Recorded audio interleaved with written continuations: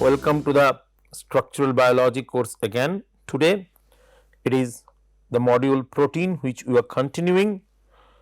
Today our discussion will be protein chemistry, chirality, peptide bonds and level up different protein structures. In the last class I talked about the chemistry, the position of the atoms in the periodic table, the involvement of hydrogen, carbon, nitrogen, oxygen as well as sulfur and phosphorus. We have looked at their electronic outer cells and we also have seen that how they develop sp3 hybridization to develop a tetrahedral structure. For carbon, it have the tetrahedral structure, it have the carbon orbital as rigid steric strain which makes the basic building unit of the protein conformation. So, what it was actually doing when we look at the hydride of a carbon, we see that it have the formation of a classic tetrahedral with the angles 109 degree 28 minutes. But in addition to this gives another interesting phenomena. If you look at the carbon in this model, you will see that this is the tetrahedral. Now, if you replace instead of hydrogen, if these are 4 different groups, then suppose this is carbon and they are group 1, group 2, group 3 and group 4. What will happen? A very interesting phenomena we discussed called chirality, where if you see, if you want to put this in a plane, you could only develop a plane with 3 of them, like these 3, the carbon group 4 and group 3, or the carbon group 2 and group 3, or the carbon group 1 and group 2, or group 1 and group 4. How that change the scenario? That change the scenario because if you want to put these 3, if you look at my hand, these 3, you will clearly see that one group would be above the plane and another group would be below the plane, and these we call chirality. And amino acids have chirality because it have a carbon, it have a CO2H group, it have a NH2 or NH3 group, it have a hydrogen, and 19 of the amino acids among 20 have a are different than hydrogen, only glycine have the hydrogen. So, we talked about the chirality. Amino acids except for glycine have a chiral carbon atom adjacent to the carboxyl and amine groups. This chiral center allows for stereoisomerism as there are 4 different chemical groups surrounding the carbon atom. The amino acids with 2 stereoisomers are mirror images to each other and are called L amino acid and D amino acid. So, if you see their stereoisomers, they could not superimposed. In glycine, both of them are hydrogen, in others they are different, the R groups. In alanine, you see the CH3. So, we know about those. We, as I told, the structures are not superimposable, but at the end, what we have to understand, we understand that amino acid have a carbon, the carbon have 4 different groups and that is why they are chiral. how or why this chirality is affecting is what you have to understand. So, if you see, there are two groups which are, one is above the plane and another is below the plane. When some ligand would be approaching this carbon, what will happen? It had to come on the side of the above the plane or below the plane. So, if you think it is a chemical reaction, the side it would take most probably which is having less steric. So, if we think that group 1 and group 2 in case of amino acids, group 2 is hydrogen. So, because of the chirality, there is a directionality in the enzymatic reaction.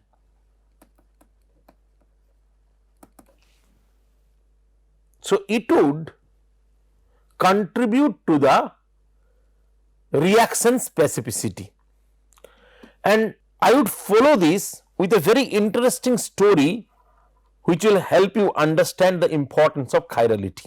Peptidoglycan or murin is a polymer consisting of sugars and amino acids that form a mesh-like layer, a network outside the plasma membrane of most bacteria, forming the major component of the cell wall.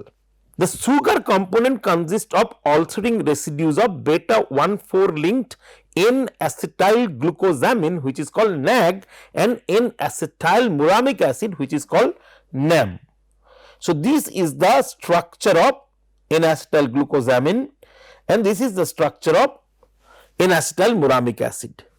They form linear chains which is known as peptidoglycan layers. In the cell wall, there are many such layers, but the layer would be strengthened only when they would be cross-linked. So, the layers are cross-linked, NAM to NAG, but it could be opposite way too. And this cross-linking is done by a pentapeptide. They might vary, but mostly they are L-alanine, D-glutamine, L-lysine, D-alanine and D-alanine. I talked about that the amino acids could be D or L and they are normally having the L amino acids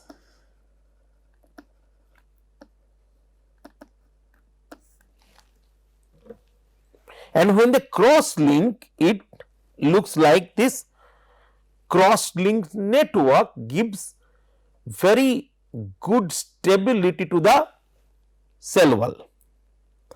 So, what I want to tell here, if commonly the amino acids are in L, then why here you see different or opposite chirality?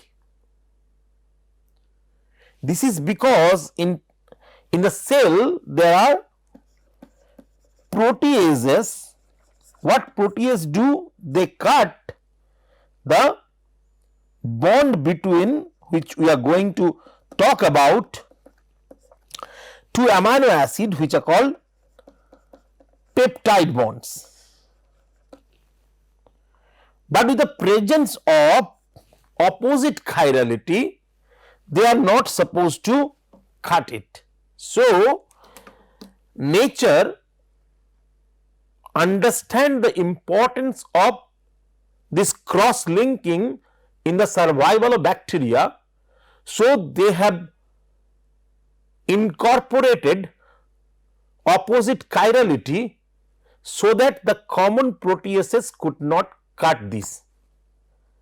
So that's what I was talking about. The chirality is extremely important towards biochemical reactivities, enzymatic activities. There are enzymes which are specific to some conformers like L amino acids. There are some who are having broad specificity, and depending on those differences, a lot of different biochemical, biophysical phenomena are altered. We will see them. And when I am talking about these peptidoglycans, I would not leave the opportunity to introduce the mechanism of beta lactams. Beta lactams, if you guys don't know, is the mostly prescribed antibiotics. What I mean is, if today you go to a doctor and tell that you have headache, you have any other symptoms which apparently needs treatment, the first treatment or first prescription doctor made, if you get 3 medicines, 2 of them must be beta lactams or beta lactam based beta lactamase inhibitors. So what is beta lactam? Beta lactams are antibiotics. Why they are so important? I already talked about the peptidoglycan layer. You see there is DLA cross linking, and when you look at the DLA moiety, this cross linking is done by enzyme called transpeptidase. Now, if you look at penicillin, which is the first beta lactam, you will see that it had remarkable similarity with the DLA. Because of that, penicillin or other beta lactams, which I will talk later, sit down in the active site of the transpeptidase. That's not the end. Here you see a 4-member beta lactam ring. If you do a simple mathematics, you understand what I am talking now. If you look at biology, you look at DNA, you will see 6-membered rings. You will see 5-membered rings. Same you will see in sugars, in proteins.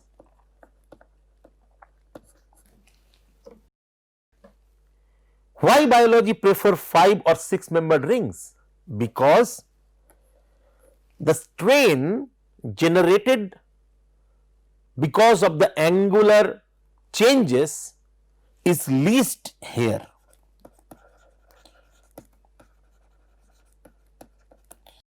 And the strain is most in a 4-membered ring or a 3-membered ring.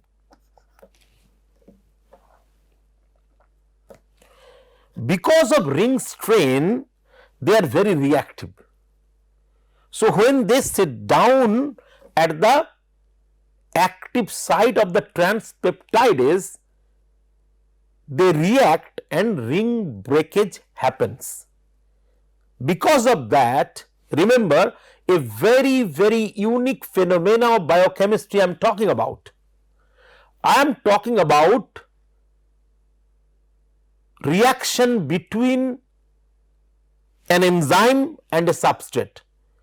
If you guys remember the definition of enzyme, you will definitely recall every time we talk about enzyme, we say that enzyme don't take part in the reaction, and this is a very good example where the enzyme itself take part in the reaction, form a covalent bond.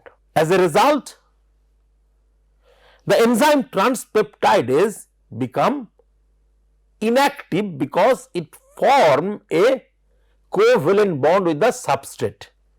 So, it could not further take part in the cross linking of the peptidoglycan layer. So, what happened? Now, the peptidoglycan is not cross linked. So, the cell membrane of the bacteria become weak because they do not have the cross linked peptidoglycan.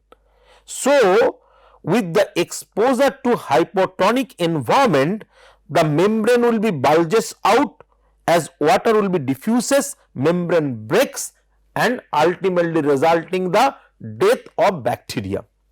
So, that is the reason beta-lactam antibiotics are extremely popular. When I talked about beta-lactams, I will finish by talking about the story of penicillin. You all know about Fleming and his experiment. He was working on bacteria S. aureus, and the picture you are looking here is a petri plate where he grow the bacteria. When bacteria grow, it become visible, that is called colony. So, these are normal bacterial colony. Now, he was working on them and he went to vacation keeping the plates there. When he came back, he found that in one part of the petri plate there is penicillium colony. What makes him excited? Around the penicillium colony, if you see here in the picture, the normal bacterial colonies were not existent. That gives him an idea that might be this penicillium colony is giving something or doing something so that the bacteria are killed. So, he picked up that penicillium colony, applied it to different bacterial stocks and confirmed that yes, this penicillium colony have antibacterial activity. In his own language, because it is exciting, when I woke up just after dawn on September 28, 1928, I certainly did not plan to revolutionize all medicine by discovering the world's first antibiotic or bacteria killer, but I guess that was exactly what I did. Now, this is protein module. I do not go further because I will talk about penicillin and beta-lactams in different section. Just to finish up, because of his contribution, Fleming was awarded Nobel Prize in Physiology in the year 1945. Rest of the things we will talk about: story of penicillin, story of beta-lactam, story of beta-lactam maize, story of antibiotic resistance is what that is critical for existence of ours. COVID have already shown how a small virus could do, and trust me, there are many bacteria like that who could have attacked us, kill us, even with more potent strategies than what COVID is taking now. We started talking about the levels of protein structure: primary structure, secondary structure, tertiary structure and quaternary structure. So, from primary structure, like how the primary structure form is come through the formation of something called peptide bond. We have amino acid 1, amino acid 2, then there is hydrolysis and formation of peptide bond. So, the C double bond OH NH3, they combine, they leave a water molecule and connected. So, a peptide bond is a covalent linkage between two amino acids formed by the condensation reaction. This bond is formed between the amino and carboxyl groups of two successive amino acids by hydrolysis of one water molecule. How the peptide bond form? In the first step, two amino acids are linked together. Here the acid group of the first amino acid should be close to the amine group of the other amino acid. Step 2, the water molecule is eliminated, leaving a bond between the acid carbon of the first amino acid and the amine nitrogen of the second amino acid. Step 3, the peptide bond is therefore formed between the two amino acids. So, we talked about in the last class that how the presence of those fundamental elements hydrogen, carbon, nitrogen and oxygen have developed biology. We showed you the functional groups and I talked about two things. One is oxygen, which is providing us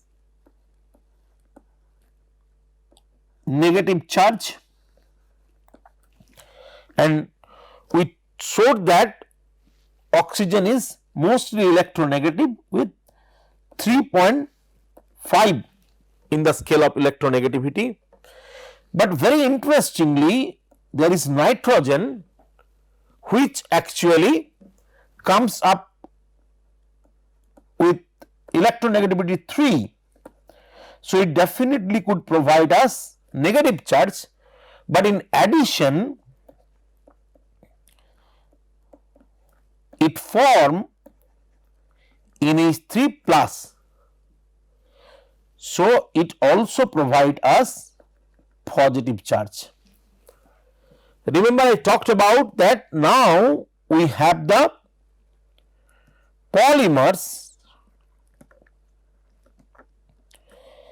and if a polymer form because of the catenation property of carbon, it develop a backbone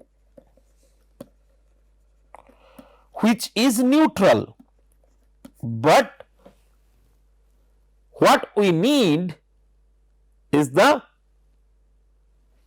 spicing up, and that spicing up is making by the introduction of negative charge by oxygen and nitrogen and positive charge by nitrogen.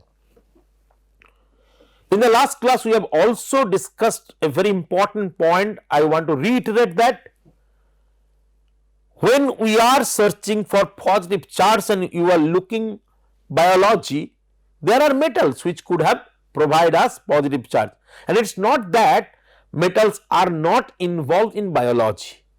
There are Mg2 which is very illustriously present in biology. There are iron, there is copper. So, metals are being present in biology, but we cannot incorporate that directly by developing a chemical bond. We want much milder chemistry in a polymeric composition, and that is the reason the entire polymer formation in biology have done with carbon followed by hydrogen. Hydrogen always fill up the space. So, carbon is neutral, hydrogen is neutral, and then nitrogen making positive and negative, and oxygen giving negative charge.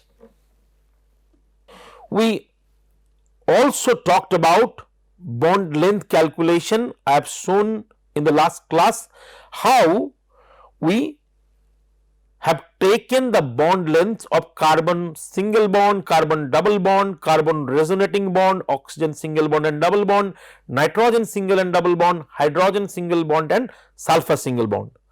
We have shown the bond lengths, and we told that when a bond is formed we do not have to do much, we have to just add the bond lengths. Here I have given the bond length of the peptide bond, and you could just check how we are getting the additions. When you have two carbons, you add the single bonds. When you have double bond, you add it, and you keep getting the idea how this bond length calculation made. Now coming to another aspect. So, we have carbon, we talked about carbon is having 2s2, 2p2 in its ground state. In its excited state, it form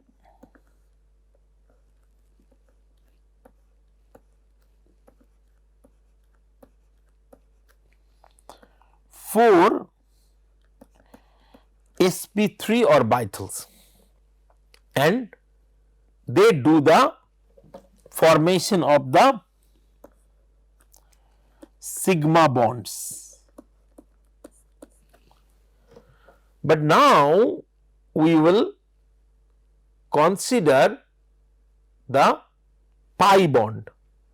So, this is the sigma bond between carbon and oxygen, where they have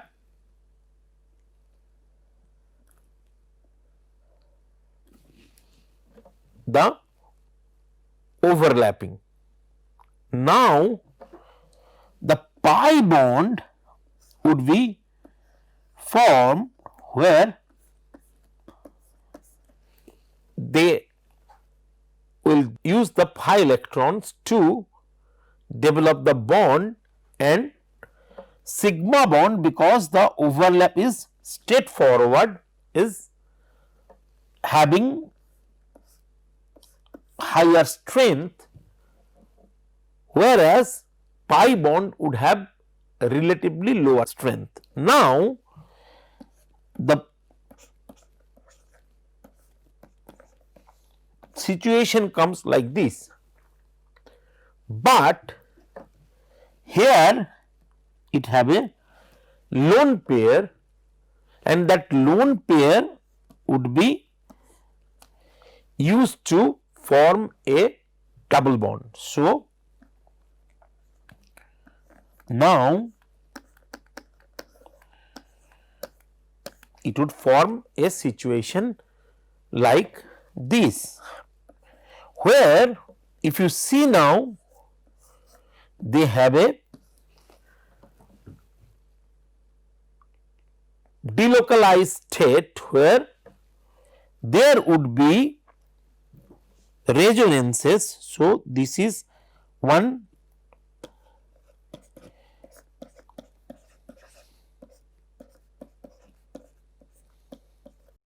this is the another one.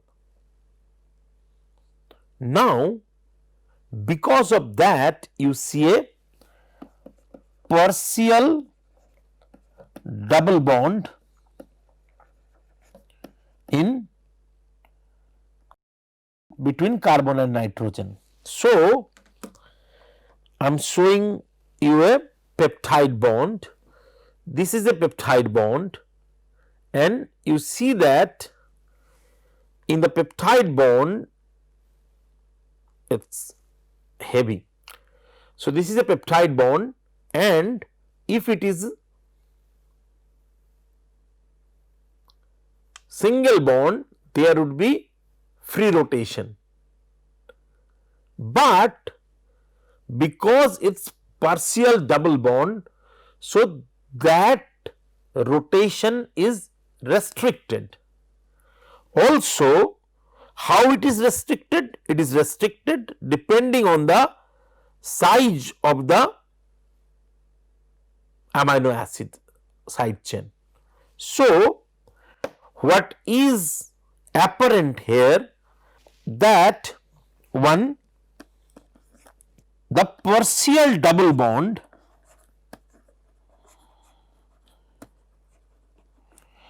would not allow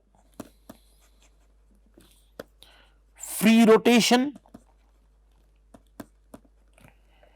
Two,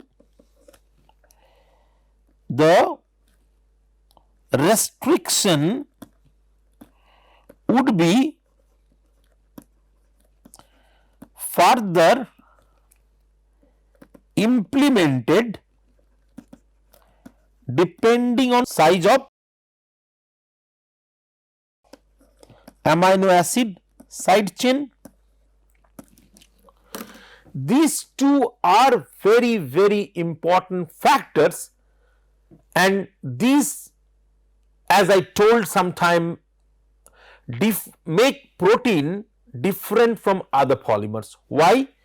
Because in other polymers, if you imagine, be it carbohydrate, be it DNA, be it RNA, all the connections are made through single bond. Now here in the junction we are getting a double bond, so there are restrictions, and again with different size of the amino acid the restrictions are different, gives us a chance to model, to control. What I mean? I mean, if you have a carbohydrate, it could have any conformation, so you cannot make any rule. But because here we have the partial double bond along with the difference in size, along with the existence of only L amino acids for the 19 chiral amino acids, you could dream of controlling, you could dream of modeling, you could dream of having the rules, and that is what happening in case of proteins. So, peptide bond, the structure of the protein is partially dictated by the properties of the peptide bond. You see the contributions, I talk about two, there is a third one which is minor contributed. The peptide bond is a resonance hybrid of the canonical structures, which you could see here. The resonance causes the peptide bonds to be less reactive compared to esters, to be quite rigid and nearly planar, to exhibit a large dipole moment in the favored trans configuration. So, it is double bond, there is a possibility of, when you have a double bond, you have a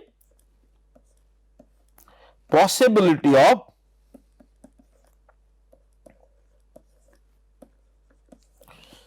cis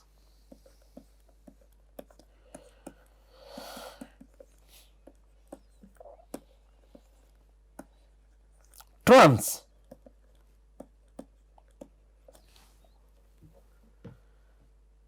You have to remember, in case of protein amino acid, this is hydrogen,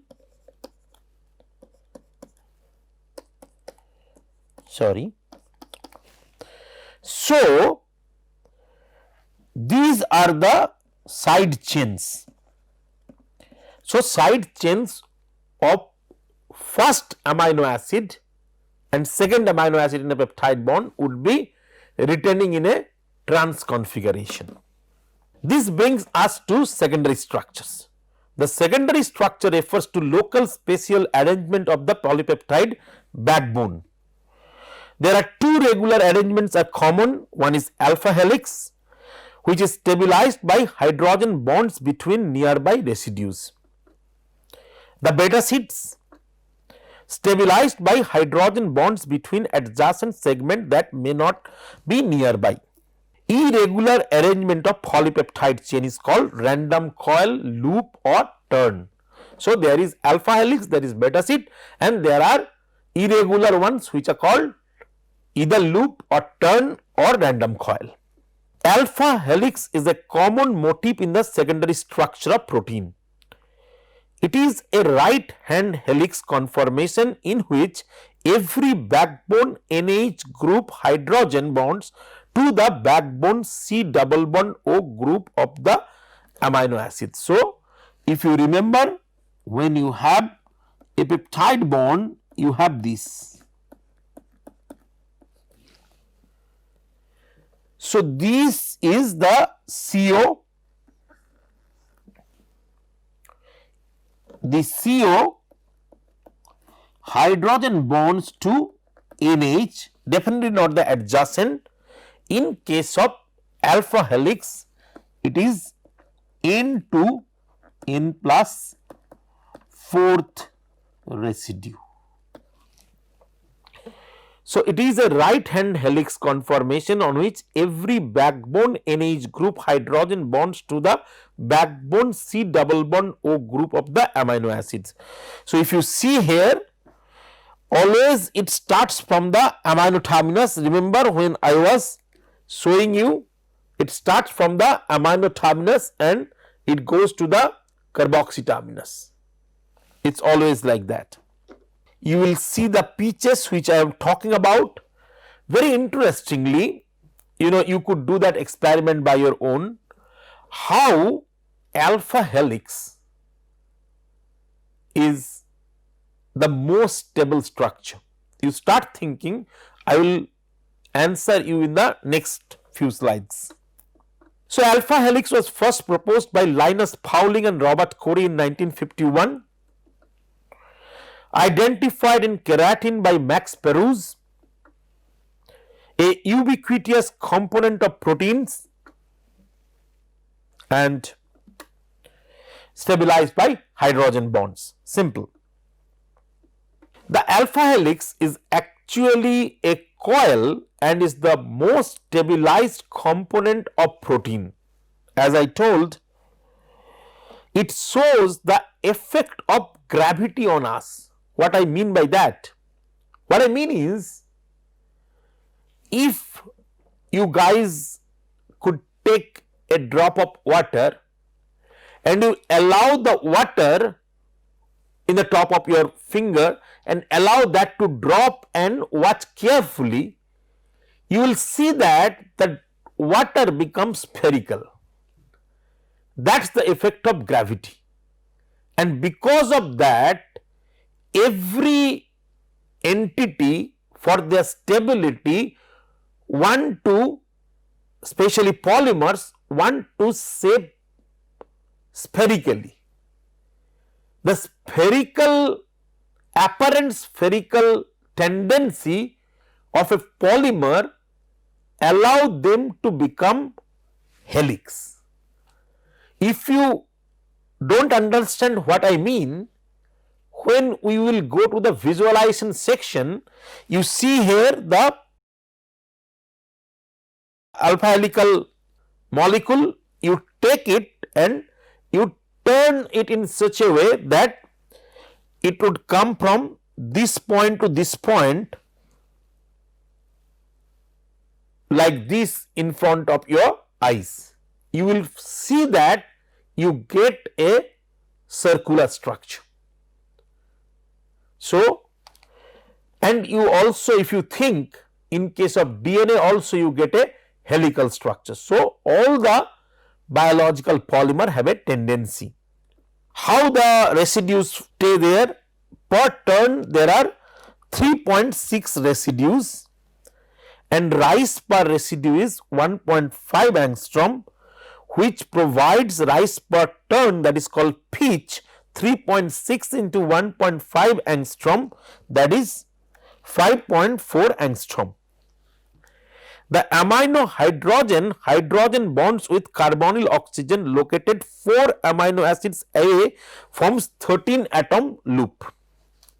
The average length 12 amino acid is 3 turn and approximately 18 angstrom length. The R group, the side chains point outward, generally downwards. If you look at alpha helices, they have a directional motif. So, all the hydrogen bonds in the alpha helix are oriented in the same direction, giving a helix a dipole with the N terminus being positive and C terminus being negative. So, if you see here, in the N terminus it is plus 2, in the O it is minus 0.42.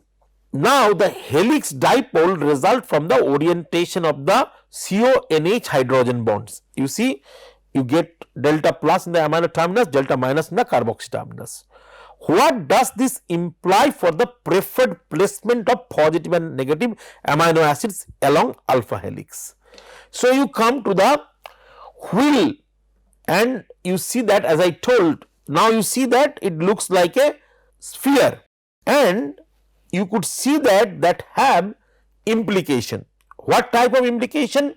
If you put them together like I have put it here, you see that the hydrophobic residues comes in one direction of the wheel and the other residues including the hydrophilic comes in the other side. Why these are important and what is the implication? This will tell you how one helix will interact.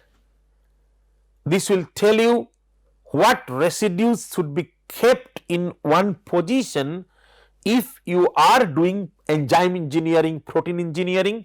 We will see them in later sections. But the way the helix is developed, definitely there are rules. More you understand the rules, better you understand the protein. Side chain groups, as I told, point outwards from the helix. Amino acids with bulky side chains less common in alpha helix. Glycine and proline destabilizes alpha helix. This I talked yesterday, last class. Glycine being very small, it brings flexibility, and proline, if you remember the locking, they force to make a turn. Amphipathic alpha helix. So, one side of the helix has mostly hydrophobic amino acids. Two amphipathic helices can associate through hydrophobic interactions. Here you see the example which is called leucine zipper. Leucine zipper is a motif super secondary structures which we will talk later. Here there is a helix interaction stabilizing the motif and it could bind to DNA. So, that is once you see a leucine zipper, you know that it is binding to DNA. It is a DNA binding motif. We will talk about that later. So, in summary, most common type of secondary structural element, about 25% of the amino acid in protein are in this structure. Right-handed helix. R groups project outward and provide the main constraints on the helical structure. Stability is greatly enhanced by internal van der Waals contacts. Hydrogen bonds are in line optimum distance and having amphipathic properties. There are commonly three type of helices. We talk about alpha helix, we talked about amino acid per turn 3.6 and the frequency of existence is 97%. There are other ones, 310 helix and pi helix. 310 helix, amino acid per turn is 3 and existence is 3%, and pi helix, amino acid per turn is 4.4 and existence is rare. So, there are structures having alpha helical like vimentin, which is a bundle of alpha helices coil motif. So, alpha helices are about 10 residues in average. Side chains are well staggered, preventing steric hindrance. Helices can form bundles, coils, as this is an example. Now, we are going to talk about beta sheet and beta strands. Individually, it is called beta strand, but you understand, if you look at a beta strand, it cannot form hydrogen bond with itself like an alpha helix. So, you cannot calculate the stability or energy of a beta strand. What you have to do is to consider a beta sheet which is formed by multiple beta strand and they have hydrogen bond between each other. It is not individualistic, it is a hydrogen bond between one beta strand with other beta strand, forming a beta sheet. It was also first postulated by Pauling and Corey in 1951. They, as I told, may be parallel or anti-parallel.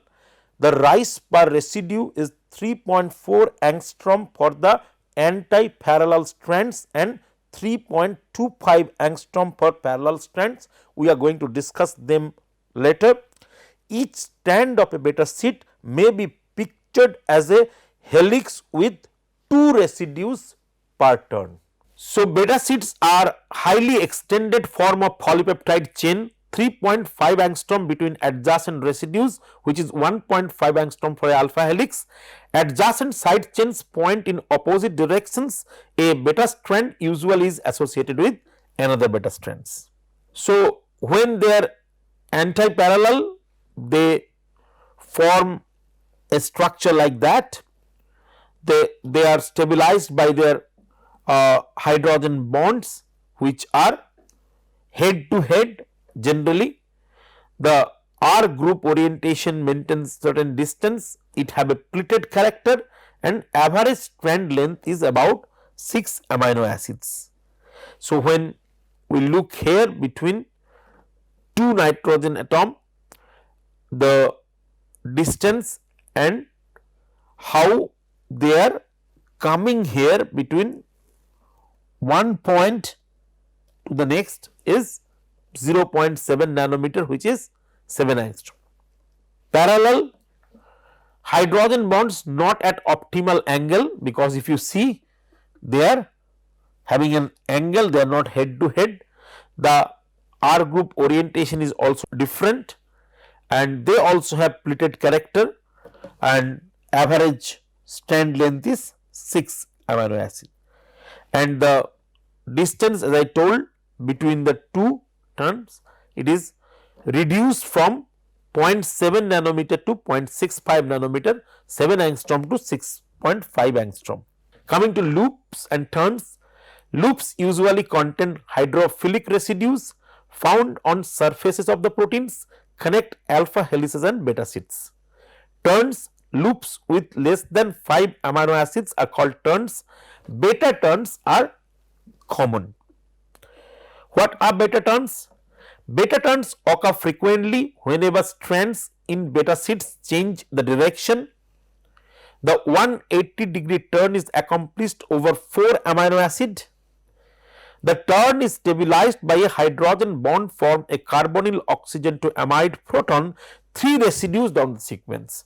So, it is similar like alpha helix, but instead of n to n plus 4, it is 3 residues. Proline in position 2 or glycine in position 3 are common. So, there are 2 type of beta turn. In the type 1 beta turn, in the second position there is presence of proline. In the type 2 beta turn, in the third position there is presence of glycine, and this is generally the hydrogen bond formed in the beta turn. Also about proline isomers, which we talked about, most peptide bonds not involving proline are in trans configuration. For peptide bonds involving proline, about 6% are in the 6 configuration. Most of these are involving beta turns. Proline isomerization is catalyzed by the enzyme proline isomerases. So, this is the 2 conformation, turns and cis conformation of proline. Coming to next level, protein tertiary structure. The tertiary structure refers to the overall spatial arrangement of atoms in a protein, stabilized by numerous weak interactions between amino acid side chains. Largely hydrophobic and polar interactions can be stabilized by disulfide bond. So, as I told initially, the covalent bonds have done their work. Now, starting from the secondary structure to tertiary structure to quaternary structure, it is the dominance of the non-covalent bonds which we will specially study after this section.